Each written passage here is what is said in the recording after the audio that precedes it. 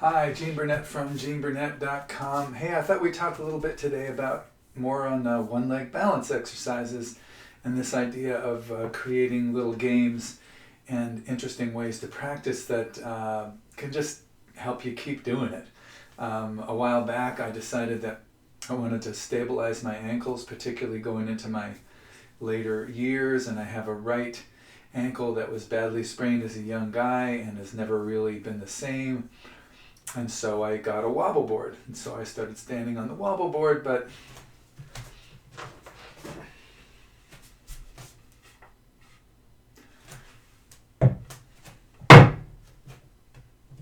that kind of thing, balancing on the board like this. And so, it was interesting to stand there and try to balance, but it wasn't that interesting to me past, a minute or so. I tried watching videos while I was doing it and doing stuff like that. And but it didn't really grab me until I came up with this idea of throwing cards in a hat. I actually do it this way. And I put the wobble board on a little cushion on this carpet, which slows it down a little bit, makes it a little easier to balance. But anyway, I balance on the wobble board and I throw cards into a hat and see how many I can do. And so that really was a fun game to play, and over the years I got pretty good at it. But the fact that it was a game kept me on the wobble board because I'd want to do another round and try to, improve my toss angles or my success rate or whatever. So having a game that you can play to kind of give you just a little extra fun or a little extra angle on practice can be nice. So recently I started playing with a way to do the ride the tiger balancing exercise with a 4-direction rotational thing. I've recently just decided that due to my half Italian ancestry, I really should be tan. And so I started spending more time in the sun. And I started doing it towards the end of last summer and coincided with drinking cranberry juice, which seemed for some reason to make me almost impervious to the bad effects of the sun. We'll see if it works this year in terms of just feeling like, oh my God, I can't take this heat. And all of a sudden the sun felt fine. So anyway, so now going into the fall, it's now spring, but going into the fall and into the winter, I decided to do a little cold inoculation and also get some vitamin D and get some sun on my body in the wintertime. So anytime the sun came out, even if it was a cold day, I would just take my shirt off and do a little bit of practicing. And yeah, it was great. And it still is great. I'm getting more and more used to the cold, and my skin has a nice, mild tan, winter tan. This isn't for vanity, really. I just feel like my skin wants to be tan. I think it's that Mediterranean genetic background. All this time I've been inside during the winter. No, not been inside, but I have not been, shirt off out in the sun.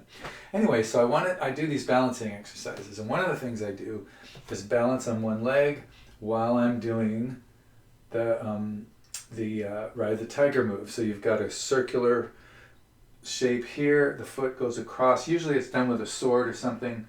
It's a very stylized martial movement of they're going for your leg. You remove the leg and you cut them on the hand, or you supposedly block a kick with this, although blocking a kick with your hand in real life doesn't go nearly as well as it does in the movies. But anyway, so the ride the tiger exercise, I do bounces on my standing leg.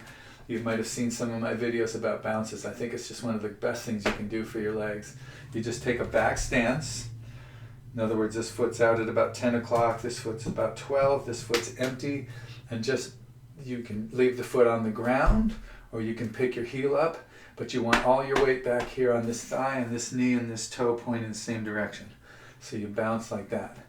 I do try to do 500 a day, 5 sets of 100 on each leg every day. But so then I started to do that on one leg, and then I started to do it while I'm doing Ride the Tiger. So it's just a convenient position to hold while I do bounces. I found like 130 or so is about a minute, and I've done other videos about this where I've done that. But this is my 4-direction winter tanner version of the Ride the Tiger.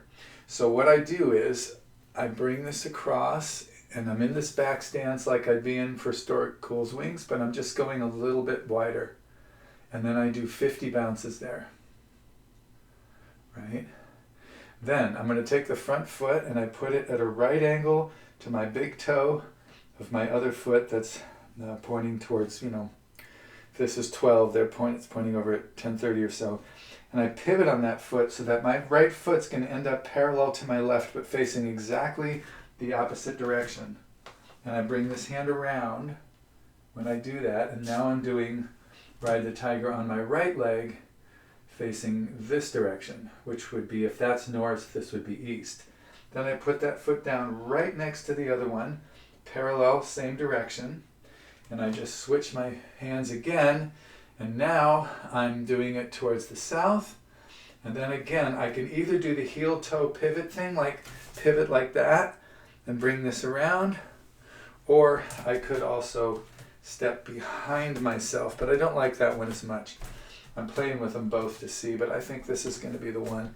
So I go here, and then I'm on my right foot there, and I do another 50 bounces. So I've done 100 bounces on each leg in sets of 50 going around the circle. So if I want to do it again, the left foot goes that way.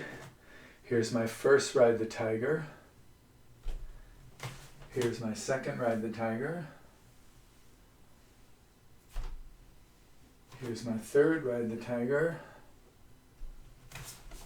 And here's my fourth Ride the Tiger. And then back where I started. So it's just a fun little game. I'm barefoot, and this my floor is just a slight bit tacky today. So if I was wearing socks, or if I was outside with my limbs on out on the concrete bandshell where I usually practice, the pivots are much smoother. So the pivot between here and here is smoother. That one is just feet parallel, and then here's another one of those pivots. But doing 4 directions and figuring out ways to do that, it's not gonna give you some edge in a full contact street fight or in a tournament or anything. But the more time you spend on one leg, or let's be personal, the more time I spend on one leg, the more benefit I get from that. So this fancy position here isn't something that's likely to come up in daily life, or it's not likely to come up in any fight or anything. But being in this position and doing this, that the attribute of having my standing leg strong. Balance is no big deal on that leg. You got kicking potential. You got all kinds of movement potential from just spending time in that position, so that leg gets used to that. When I come to this position in the Tai Chi form, it's never something I'm anticipating with any uncertainty as I go into it. It used to be. I used to come to this position in the form and be like, okay, am I going to have my balance today? But since I've been doing this for a number of years, this position is no problem. I mean, you can do this with other things too. You can do this with kicks. You can do a kick and then hold the final position and just bounce. Bounce there and get used to that. And pretty soon, those kicks that might give you trouble with balance, it's like, no problem. I could hang here for a whole minute. So like a few seconds is no challenge, or no grave challenge. So the overarching principle, aside from just the specific exercise of here's a 4-direction way to play with Ride the Tiger and to do some bounces, another like meta principle of that is come up with a little game.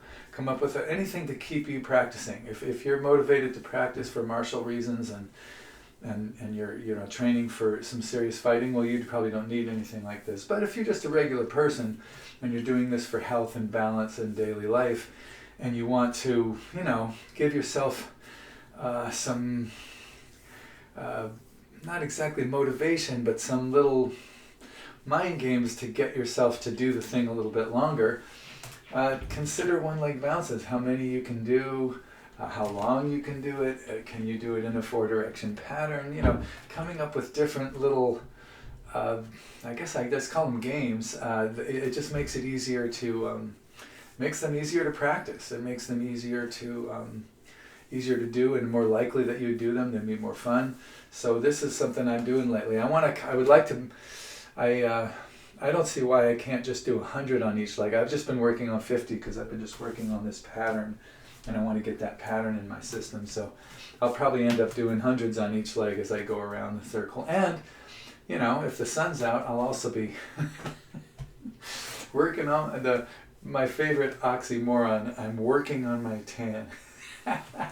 So anyway, thanks for watching. I appreciate it. Have fun with your own training. Best of luck there. If you've come up with any interesting little training games that keep you doing something and getting those benefits from it, let me know in the comments. It's always nice to know.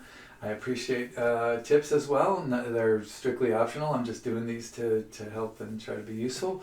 But when I get a tip, it always feels good. It also feels good when I get a nice comment. So thank you for everything, and we'll see you down the road.